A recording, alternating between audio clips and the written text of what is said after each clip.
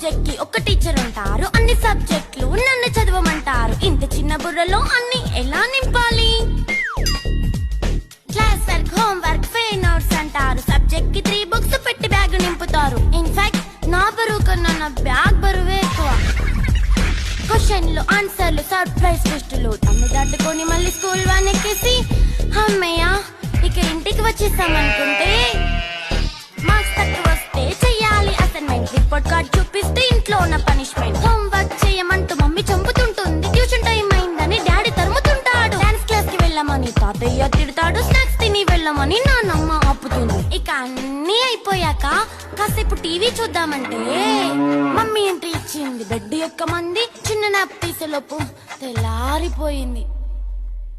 అయ్యో మళ్ళీ మొదలు ఈ స్కూల్ కష్టాలు. ఇక